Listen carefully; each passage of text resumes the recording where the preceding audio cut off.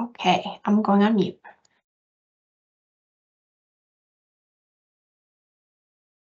Hello, everyone, and welcome to this webinar from True North Dynamics. For today's webinar, we're going to be taking a look at Microsoft Dynamics 365 Business Central and its manufacturing capability. A lot of material to get through. Unfortunately, we won't have more than the planned time, so I will ask if you could put your questions in the chat for me, and we will try to get those answered at the end of the webinar. If we run out of time and I can't get to all the chat questions, go ahead and leave them in the chat and we will respond to people individually. So identify who you are if you don't mind, so we can get the answers back to you appropriately. Okay, so for today's agenda, we want to talk about the manufacturing and Business Central. I want to talk first real quickly about licensing and the transition from an Essentials license, which is what most of you are probably using today. Manufacturing would require a step up to the premium license. We'll talk about those details in just a second. In order to use the manufacturing modules, you need to go through some additional setups at the item level, and we'll walk through what those will be involving. I do want to talk briefly about assemblies, which is kind of the low effort, low level version of manufacturing that is available as part of the Essentials license. Within manufacturing itself, we'll talk about the bills of material, the routings, and the various work order types that are possible inside Business Central's manufacturing. And finally, we'll talk a little bit about MRP, materials requirement planning, and forecasting inside the system. So in terms of licensing, if you have an Essentials license today, you can create assemblies, or kits is another way to think of those. There is a bill of material that goes along with that assembly item. That would include the various components and raw materials. You can also add to your assembly bill of material values that would represent both labor costs for someone who's doing the assembly work or putting together the kit. And if you're doing this through some type of a work center or workstation, are there additional machine costs that would need to be captured so that when we produce the assembled item, we do get an accurate costing for it? Components, labor, machine, all rolled up together. If you're staying with the Essentials license and you're going to go down the assemblies path, you need to understand that that does not include any of the MRP or MPS, Master Production Scheduling, or forecasting capabilities. Those are reserved exclusively for the premium license and the full manufacturing suite. Within that manufacturing suite, as part of the premium license, you get all of the manufacturing capabilities. You will create bills of materials and routings for the produced items, manage the workflow using a work order system. And again, you have the option of running both MRP, MPS, sales forecasts, demand planning, etc., to help you plan and schedule the production that you're going to be going through. If you move on and talk a little bit about the item setup, let me pull up my Business Central system and we'll dive into one of the items. So I'm logged into Business Central. I'm in the manufacturing planner or manufacturing production manager role. So you'll see my menus all relate to manufacturing and products. Under product design, I have my items list. And like all items list in the Business Central system, this will initially show me all of the various items that I have inside the system. That includes my raw materials, my components, items that are purchased directly for resale, etc. I have built two different views that I want to talk about real quickly. I have one view that looks at those items that are manufactured. These are my finished good items. And we'll dig into the details of some of these. We'll come back to the assembly items in just a moment. I want to dig into this Airpot Duo. My sample company is called Contoso Coffee, and It is available in the Microsoft Extension Marketplace as a free download. If you want to download a copy of this data set and get your hands on with manufacturing, you can do that. Just go into the Extension Marketplace, do a quick search for Contoso.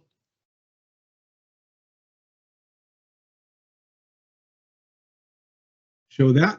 And then you can download and install this sample company on your own.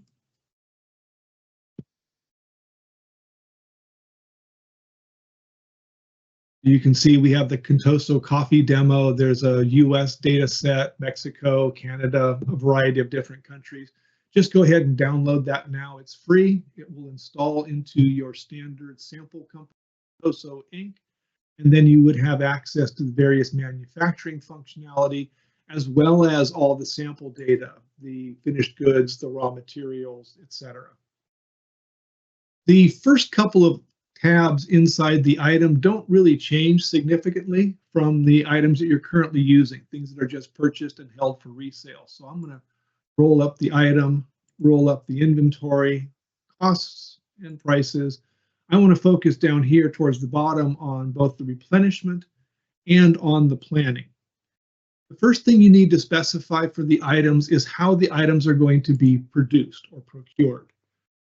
In a standard inventory distribution model, everything is set to purchase. I buy from my vendor, I store it in the warehouse, I sell it on to my customers.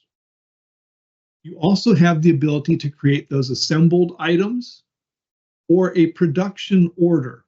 And then depending on the selection that gets made here under the replenishment system, you need to specify a little more detail about that particular replenishment. If you're purchasing the item, who's the vendor? What's the vendor item number? You purchase by the each or by the case or by the box, whatever it might be. In this case, we are a production order, and my manufacturing policy is set to make to stock. The alternative is a make to order function. These might be items that I don't want to carry as a regular part of my inventory, but if a customer places a sales order for those, then I can go ahead and from the sales order generate the manufacturing production order. I'll pull the components out of the pick ticket, out of the warehouse, and then send it out to the shop floor for the actual production processes. You'll notice that what is missing here is a make to custom. And we don't really have that capability in the base Business Central manufacturing.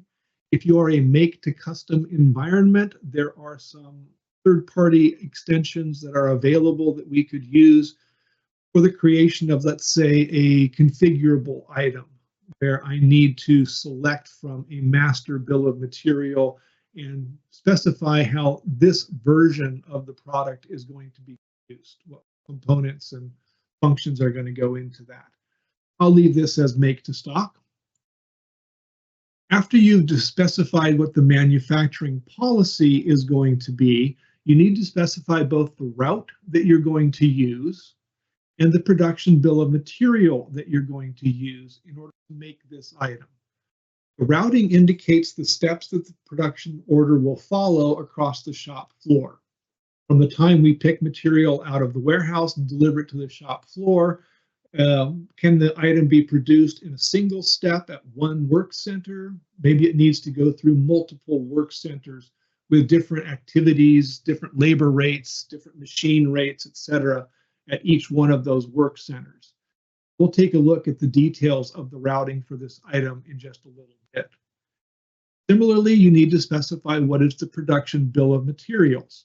And again, this is the components that will go into the finished good. When you create that production bill of material, it can be either a single level, that is, my finished good is comprised entirely of individual components. You can also embed an additional production item inside the finished good bill of materials. So before I can make this full coffee pot, maybe I have to also create all of the burner and electronic units first.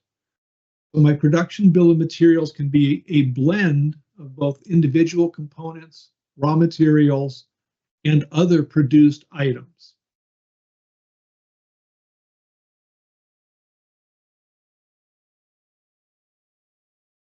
The flushing method is the next consideration. When we flush material out of the inventory system, we can either do it, as I've indicated here, on a manual basis.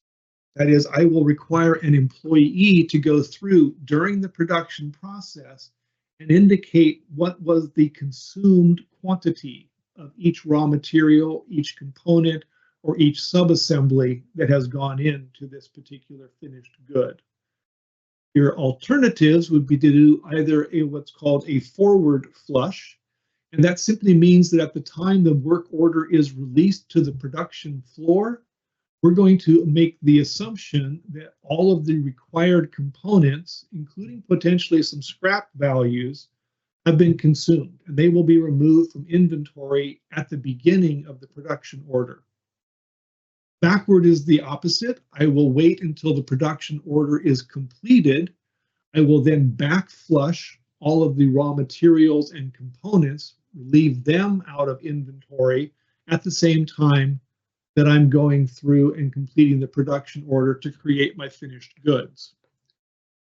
We can also tie into the advanced warehouse management capabilities of Business Central, and we can create a pick plus a forward flush, or a pick plus a backward flush. The forward component, the backward component are the same as we've just described. The difference here is I will actually need to generate and release a pick ticket so an employee can go through the stock room, grab the materials that are necessary, and then we would again either forward flush or backward flush once that pick has been completed. Once those values have been established for the replenishment process, how am I going to make more of the finished goods? I'm going to turn our attention briefly to the planning capability. This ties into both the MRP and the MPS, Master Production Scheduling capabilities inside of Business Central. Your reordering policy can be lot for lot, in which case I will produce a specific quantity. That quantity can vary from one production run to the next production run. Every production run, the finished goods would all be grouped together under a single lot. You would all get the same lot number. So I would need to have lot tracking turned on for that particular item. You could also have a fixed reorder quantity where I say, when I need to make more of this product, I'm going to make 100 units at a time. Regardless of what the demand is, regardless of what I have in the forecast, because of efficiencies in the manufacturing process or how I'm going to be consuming raw materials or components, there's some underlying reason that would dictate why I want to do my replenishment always for a fixed quantity. Again, whatever that quantity might be. You can also specify a maximum quantity that could be produced in any one run. That might be a limitation based upon available space inside the warehouse. Even if I have the components to make 1,000 of those finished goods, I only have shelf capacity to make 100. So I would set a maximum quantity of 100. And then if I needed more produced than that, I would have multiple production orders and I would do 100 at a time. Again, each of those could be either lot number controlled or serial number controlled, depending on your needs for that finished good item. And then finally, your reordering policy, if I'm in a make to order environment, I may set that to simply be the order quantity. And if my sales order comes in for 25 units, that's what I'll make in my production run. 50 units, I'll make 50 units, etc.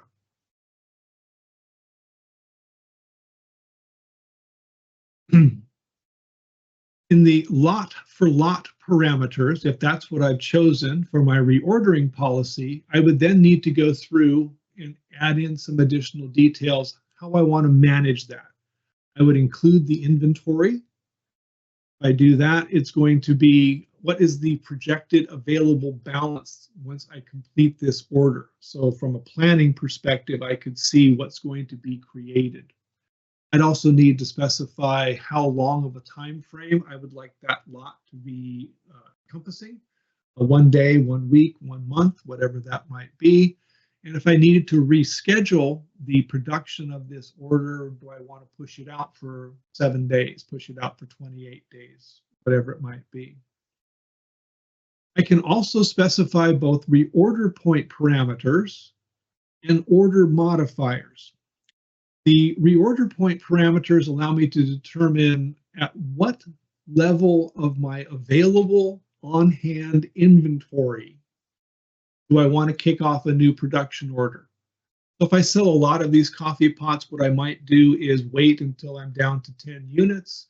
And as soon as I hit 10 available units, I can generate a new production order, and then I would make up to my maximum quantity, whatever it may be. I can specify a maximum on-hand inventory. Again, the physical limitations inside my warehouse. I only have room for 100 of these, so make up to 100, but include what I currently have available. Modify that 100 value by what's available in hand. The order modifiers also get filled out. Do I want to have a minimum order quantity? If somebody orders less than 10 units in this case, I'm not going to release the production order. I'm not going to put it onto the master schedule until I get another order that would take me over that total of 10. And again, by the same logic, I'm not going to produce more than 100 at a time, because maybe when I get to the 100th unit, it's time for me to do some maintenance work at that particular work center. Whatever machinery might be involved, it needs to be cleaned, adjusted, recalibrated, whatever it might be.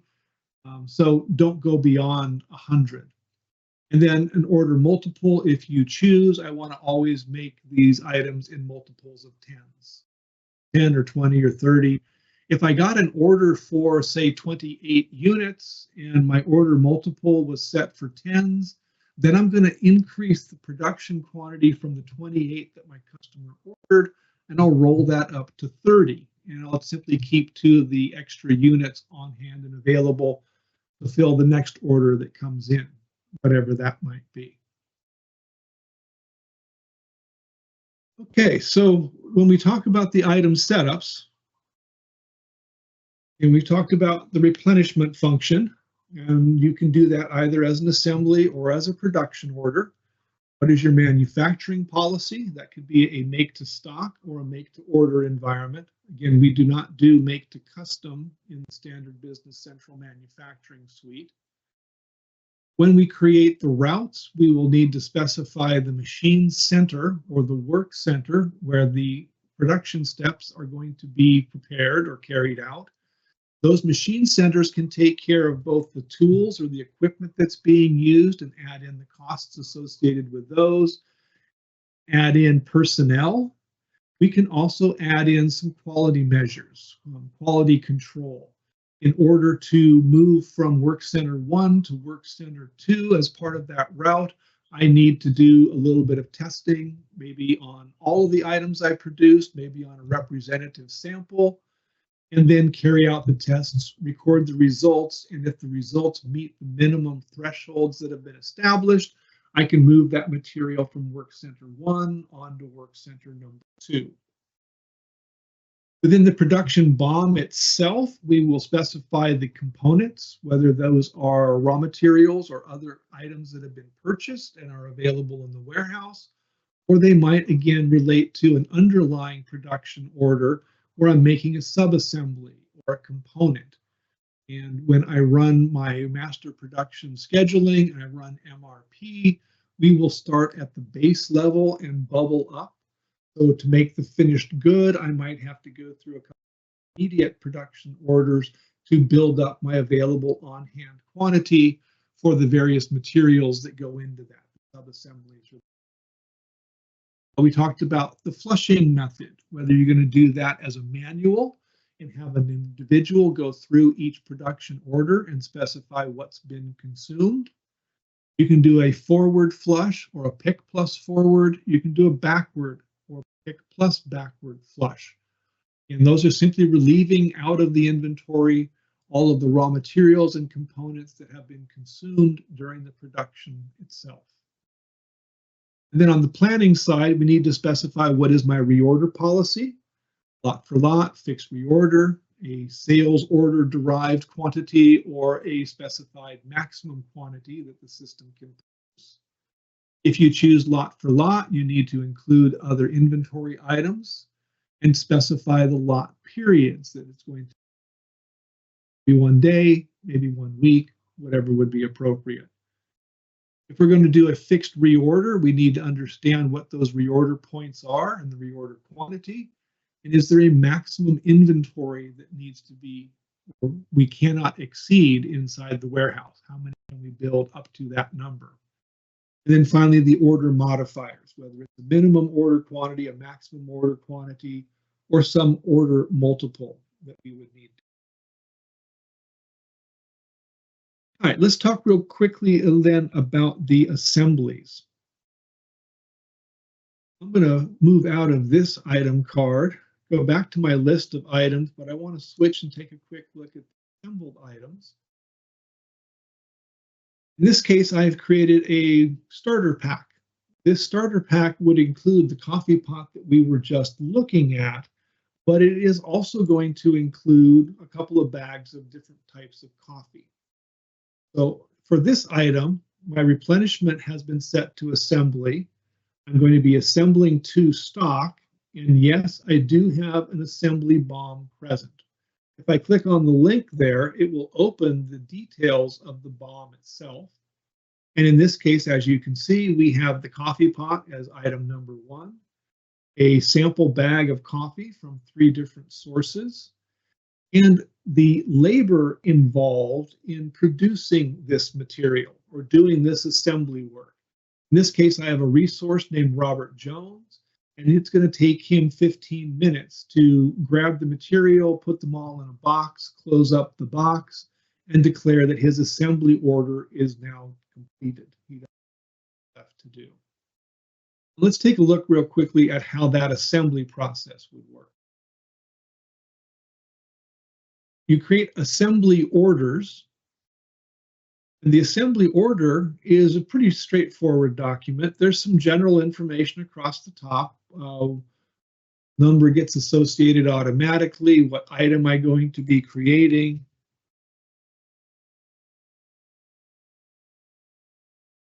We're going to produce just 2 of these kits right now. They're just going for samples out to a trade show or something. We'll do 2 of those. Ourselves a little bit of time to get that work done.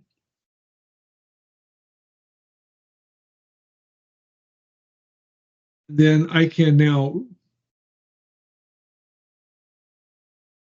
right? I'm not expecting there to be errors.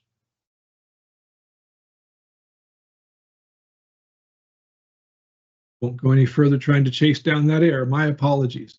The release function would indicate that we're moving this assembly order from the quote planning stage or the consideration stage and actually want the work to be done. So I would need to change its status to being released.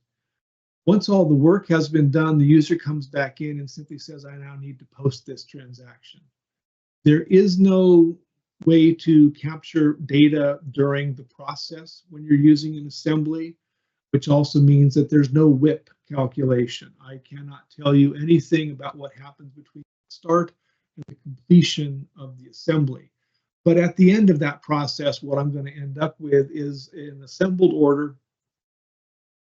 And that assembled order will again relieve my components. It would add in the costs of whatever resources I've associated with that assembly and update my on-hand finished goods. Then I've got that assembly piece is now completed.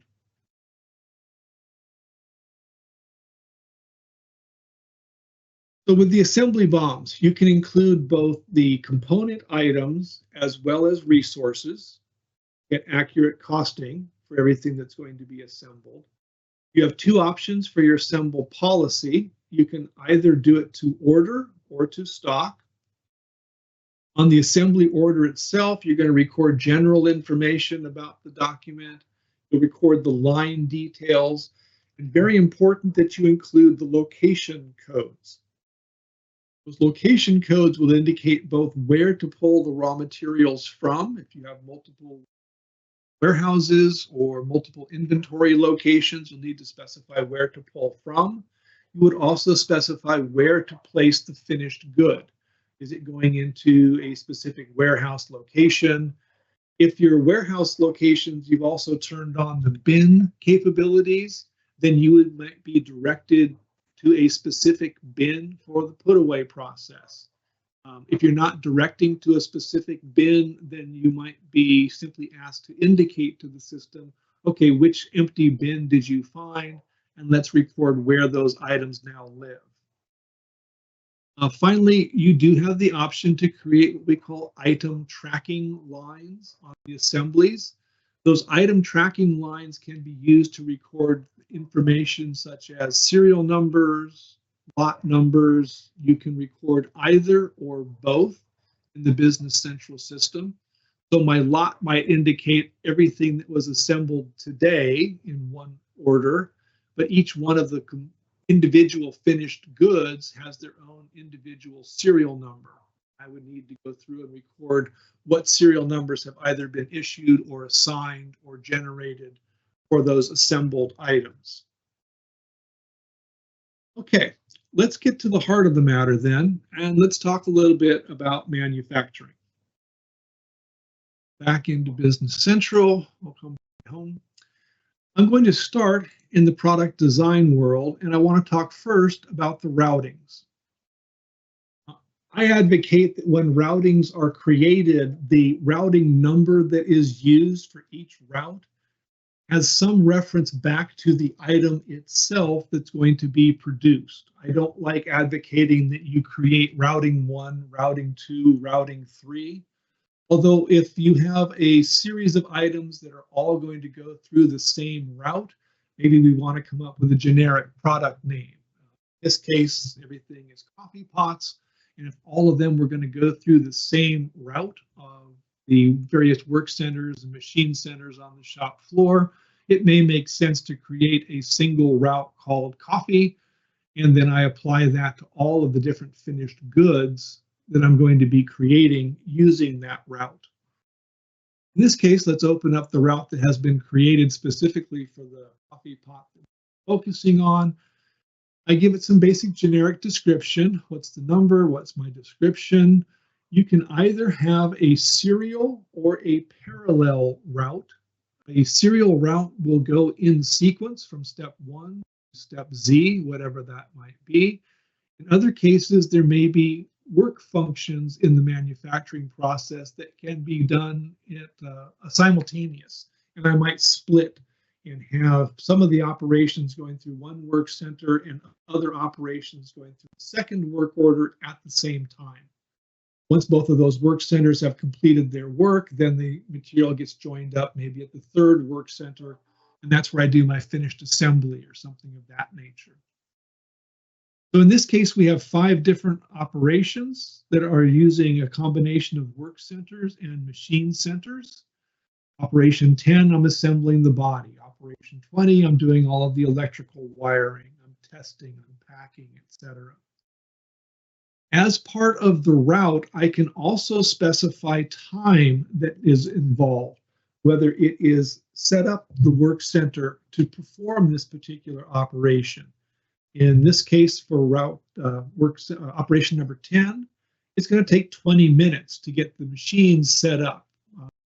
I may have some floor stock items that need to be refilled, screws or fasteners or cable ties or something. That 20 minutes of time will then get added in and allocated across the costs associated with producing the finished good.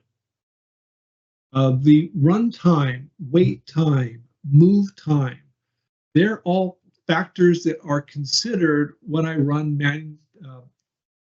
the master production schedule.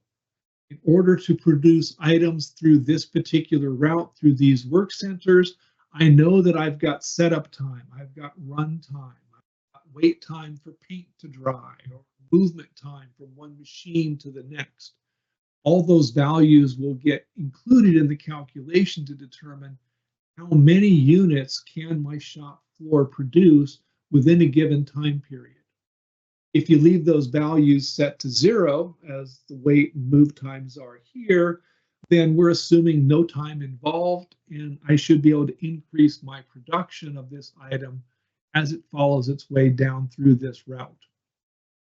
I'll point out across the top, you can copy an existing route and make a new route that is either identical to it with just a new number and a new description, or maybe I'm using it as a starting point and what I need to change are just values for the setup time or the run time or something else, because moving from item A to item B, there's an additional complexity, or I've changed the kind of paint that I'm using and its drying time is a little bit longer than the standard, etc. You can keep multiple versions of the routes.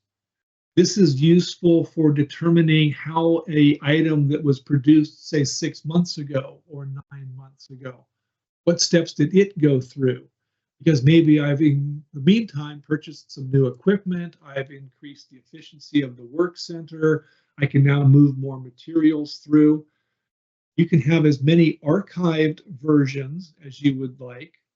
You can only have one active version of your route at any one time. And then finally, the where used. This simply gives me a chance to look up and see for all of the items that I produce on the shop floor, how many of those items are this same route.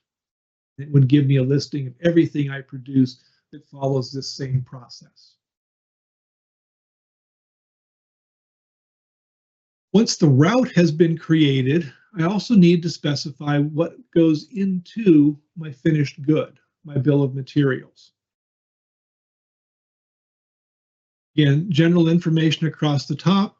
I always recommend that the bill of material number be the same as the finished good item number. It just makes it easier to find things when I'm trying to do some research or I've got a real long list. I don't have to know that my particular Airpot Duo is using production bomb 1Z532, whatever it might be. Keep your life simple. Just repeat the item number there as your production bomb number. You need to specify the unit of measure. In this case, I'm going to be outputting pieces. This value defaults from the item master itself, from the item card. Whatever we've specified there as the default unit of measure is the same that will be used here, although I could change that. And in some circumstances, I might want to have an each or a piece for the default unit of measure, but I make them by the box, I make them by the case, I make them by the pallet, whatever my output measure is going to be. Under the status, you have either certified or new. In order to actually create an item, the bill of material must be set to certified. New is simply something that I have started, but it has not yet moved beyond that. You can also, though, create production bill of materials that are what we call under development. And this really relates to one of the manufacturing order types we'll talk about in just a moment, where you have essentially a tool that allows me to play what if. I can use that for costing or for quoting, because maybe I'm considering a change in material. A different supplier has said that he can provide my components at a better price. I'd like to see what that would look like. So I could create an under development production bill of material and then have that available for my planning and my calculating purposes. And if at some point I decide that that is going to be the one I want to use, I would come here to the original, change its status to closed. We're no longer going to be using that. And I would promote the under development bill of material that I've been working on for quoting, for costing, etc., and make that one my certified bill of material, change its status. As we had with the routes, we also have different version numbers. You have only one active version, but you can have those closed, archived. Again, very useful if I'm doing something like a product recall. I can go back and find out for that particular item what bill of material was used to create that, even if it's no longer current. Keep all that information in the history of my bills. And then I get down to the line itself, where I'm going to specify each one of the different components that are going to go into my finished good. What quantity will I need to produce 1 unit of output for the finished good? Different measures of codes there. In some cases, I might be consuming material and I want to include a scrap percentage. During the wiring phase of building coffee pots, I might say that each of my coffee pots is going to use 10 feet of electrical wire. But there's always little bits that get cut, little bit of snips that I don't use, mistakes get made. I want to include a 10% scrap value. In that case, when the pick ticket is generated for the warehouse employee to go gather the materials, they would be instructed to gather 11 feet of wire. I need 10 feet at the end of the day. I'm anticipating that I'm going to lose 1 foot to scrap, so let's go pull 11 feet to get started. As we had with the routes, I have the ability to copy a BOM. I have the ability to view older versions. And the where used function really doesn't apply to my finished good production bill of material. It really applies to the components or the sub-assemblies. Because there may be a sub-assembly that I'm working on here, and I use that same sub-assembly in 3 or 4 or 5, however many other production finished goods. So if I was anticipating making a change here to this production bill of material, what else would it impact? What would be the downstream effects of making that change? So we've now completed the item setup. We've told Business Central how we want to acquire more of that finished good. We've identified the route that it will take across the shop floor during the production process. We've identified the bill of material for the components, the raw materials, the sub-assemblies that will be necessary to create the finished good. The next step in the process is to actually move forward and generate the production orders themselves. In the Business Central system, there are essentially 5 different production order types. And if you're familiar with Business Central and the purchasing module or the sales module, we like to have a kind of standard layout for related transaction types. So a simulated production order will visually appear very similar to a released production order or a finished production order. The difference lies in what the different production order types are used for. Let's start with the simulated production order. These are used for quoting and for costing, as I mentioned earlier. It's the what if playground. Maybe I've got a new customer who's approached me about producing a new item. I could create a simulated production order and see what the results would be in terms of my costing, my timing, my capabilities.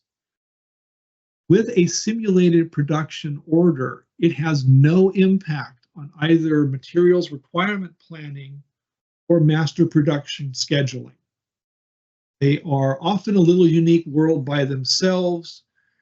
At the completion of the quoting process, if my customer gives me the green light to go ahead, I can now convert my simulated production order into one of the next steps, either planned or firm planned.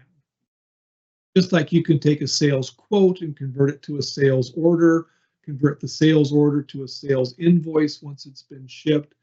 With the different production orders, I'm simply advancing them from one stage to the next in their life cycle.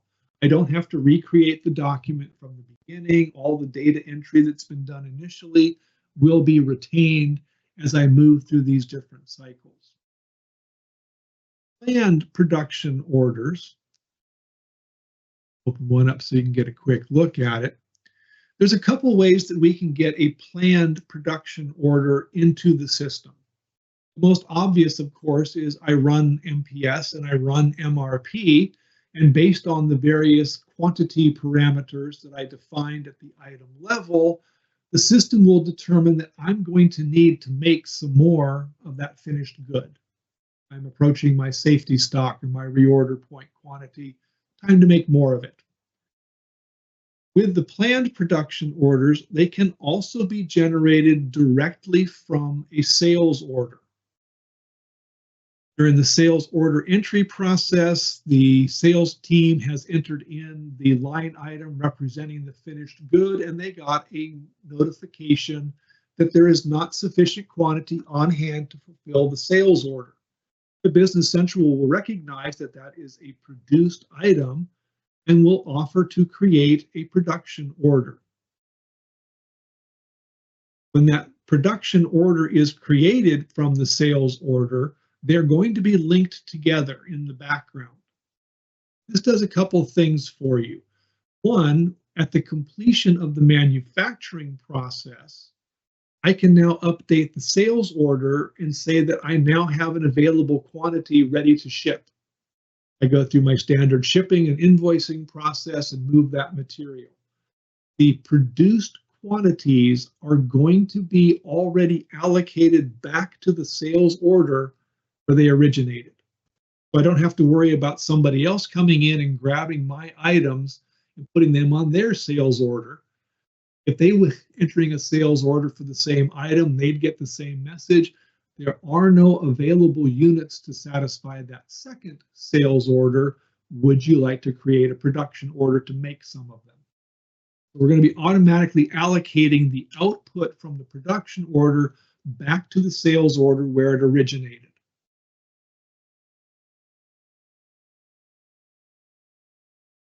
You can, as I said, also generate planned production orders directly out of the MRP system.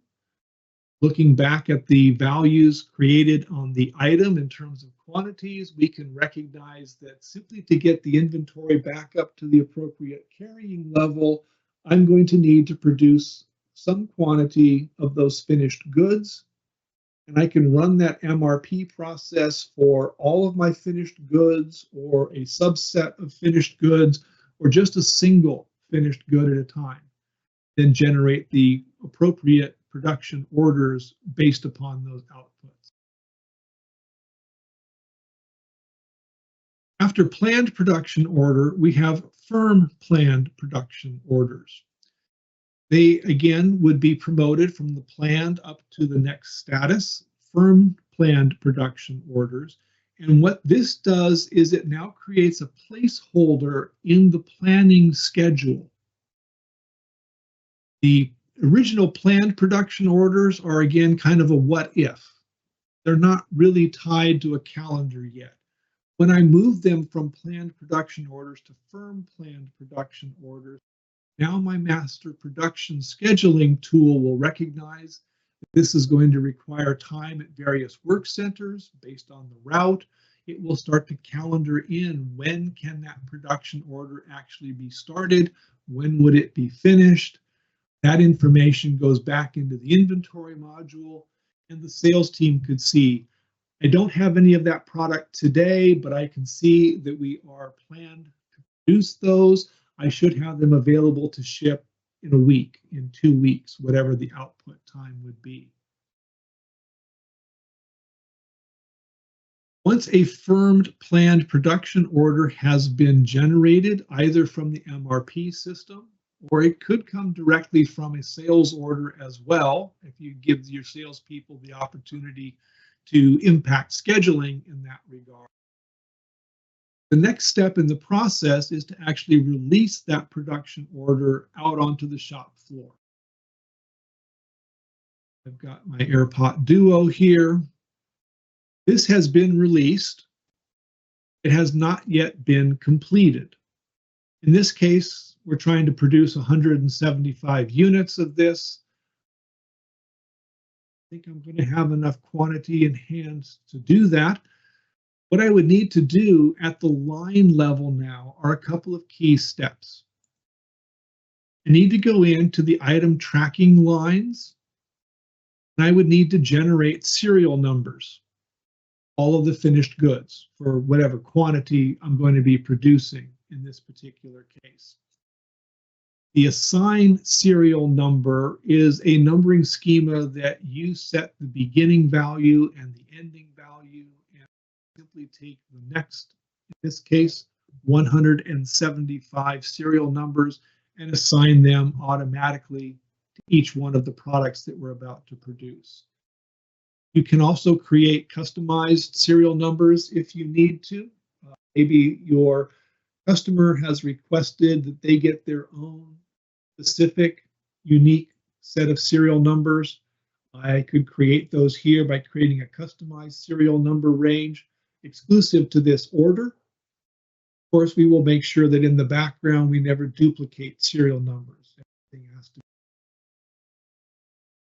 I mentioned earlier you can also track by lot number, and that's not uncommon to have all of today's production be recorded under a single lot. But each one of the finished good outputs will have their own unique serial number. We use that for tracing the product, again, for product recalls, returns, things like that. Or if you're using the field service module, then when a technician is out in the field looking at the item that you manufactured, when they scan or look up the serial number, that will take them back to the specific bill of material and the specific route that was used to produce that finished good, even if those are no longer current, if we switch to a different operation or a different set of components, something of that nature.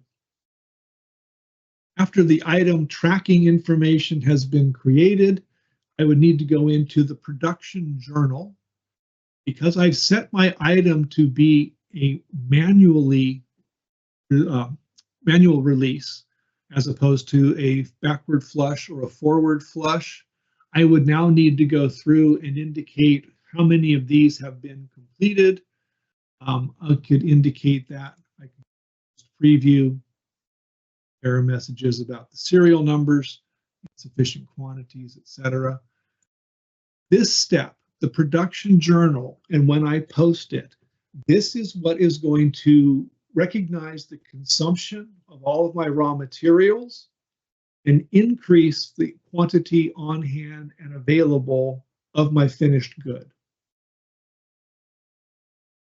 This step surprisingly gets overlooked far too often, and we have to come back and remind people, did you post all of your production? Okay, good. If you're using the forward pick or the backward pick options, then you don't need to go through this step. I simply would transfer my released production order. I would want to change its status, indicate that it's now finished, specify the posting date, update the unit costs, and click yes. When I post the released production order, that would automatically take care of the consumption of whatever raw materials and components. So the distinction or the decision on what we're going to use for the fulfillment method, the manual or backward or forward picking, etc., may come down to the finished goods themselves. Do I need to record lot numbers? Need to record serial numbers? In those cases, I would probably advocate for using a manual process. So someone does have to come in and post the consumption. If it's not going to be lot controlled or serial controlled, in those cases, maybe I just want to do a straight backward flush. I'll get to the end, I'll post my production order, and that will automatically consume all the raw materials and components. Go back out of that. The last step in the manufacturing process is the conversion of that released production order into a finished production order. This is the history side. I don't have the ability to go in and really change anything. You can see all the values on this window are grayed out. They're all locked down and system controlled.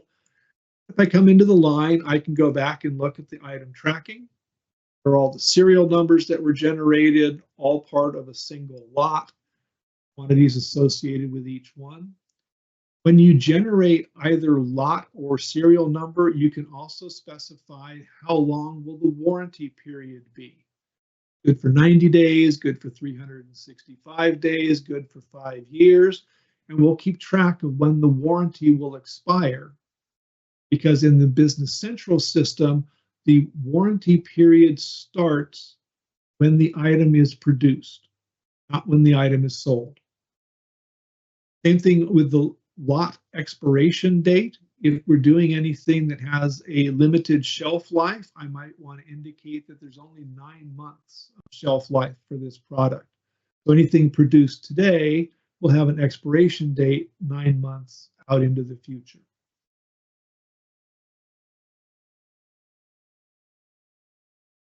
Again, the components list would allow me to drill back. Components, sure. The routing that was used to produce these items, all of this information is going to get tracked and stored for you. It should be available for. Okay, so on the manufacturing orders then, we really have 5 different types. We have the simulated production orders used for quotes and costing, has no impact or no influence on either MRP or MPS. Planned production orders can either be created from a sales order or generated from the MRP run. A firm planned production order could also be created from a sales order. And importantly, it now starts to create placeholders for this production order in the planning schedule. I'm reserving time both at the work center, the machine center, and the resource level. A released production order, again, it can go straight from a sales order if you wish to allow that. That was used to record the consumption of all of my raw materials and my finished goods. It's used for assigning lot numbers and serial numbers if you're going to be tracking either of those or both of those on your production orders.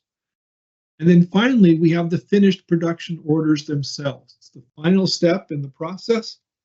It completes the costing. This is where I'm going to recognize all of the costs that have gone into the production of those finished goods. They all get rolled up into a total unit cost value. Okay, timing's looking pretty good. The last piece that we want to discuss, and I'll run through this pretty quickly, are the MRP and MPS functions inside of Business Central. And what these are essentially are a set of planning worksheets. I have 4 different types of planning worksheets. The planning worksheet is going to be the result where I would generate a new MRP run. This is for items that I'm going to be producing internally. Again, based upon those quantity values established at the item level, we can determine how much needs to be produced, by when it needs to be produced, and what would I need to purchase or assemble myself in order to create the planned output quantity where my production orders that I'm going to be creating. The requisition worksheets, these are going to again be created based upon MRP. These are the purchase orders that are being suggested based upon the planned production coming out of the MRP, and I would need to review, approve, and then release those purchase orders out to my vendors or to my suppliers to make sure that I have a sufficient quantity on hand and available of the various raw materials and components that go into my finished good. The subcontracting worksheets are those purchase orders that I would be releasing out to a subcontractor who is going to be one of the steps within my route. You do have the ability in Business Central's manufacturing to include outsourced steps during the production of a finished good. An example of that might be somebody who creates bathtub fixtures, handles and fillers and drains and shower heads and whatever else.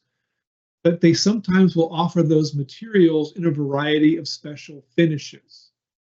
They don't do any of that special finish work in-house. That's all done through a subcontractor.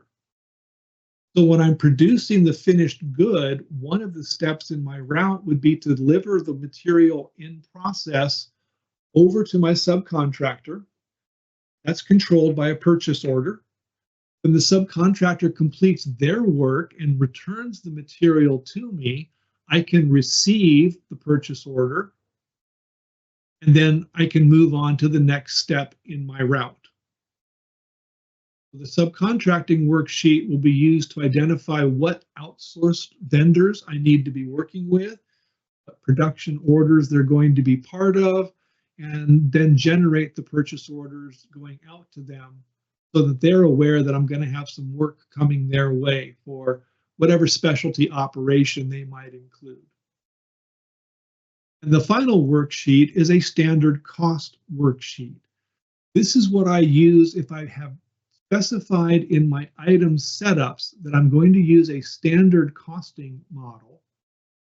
I periodically want to go through the standard cost worksheet and compare. How does my standard compare today to the actual costs being associated with the raw materials, components, subassemblies, the work centers, machine centers, the resources? And based upon that current information, I may make a decision to change my standard cost value for the items going forward. Based upon that standard cost worksheet, I could see that I've got a big difference between today's standard, today's actuals. It's time to go through and do a refresh, update my standard cost. Depending on my pricing model, that may or may not include an increase to my base price for the items as well. So to review, planning phases, both materials requirement planning and master production scheduling are included as part of the standard manufacturing suite. Master production schedule, I'm going to base that on actual demand as indicated in my sales, open sales orders, as well as any sales or demand forecast that's been created. Take the sum of those and determine when can I start to schedule in the production of items. Those finished goods on the master production schedule can come either from the forecast and or the sales order line details themselves. MRP, again, based on actual demand and demand forecast, but not at the finished good level. It's looking at the component level. The results of that MRP run then is going to be for any items that are not part of the master production scheduling, my finished goods. Again, if I have to, I would then issue purchase orders out to my vendors so that they could supply me with the required materials, components, whatever it might be. With those two pieces in place, I'm then looking at the outputs on the 4 different worksheets we went through. The planning worksheet, requisitions worksheet, subcontracting, the standard cost worksheet. And that brings us to the end of this webinar. I apologize, we have consumed the full hour, so we won't get a chance to take any questions live. If there was information that you would like more details on, or if you'd like to arrange a more personalized demo of the manufacturing suite in Business Central, I'm happy to do that. That's my email up on the screen.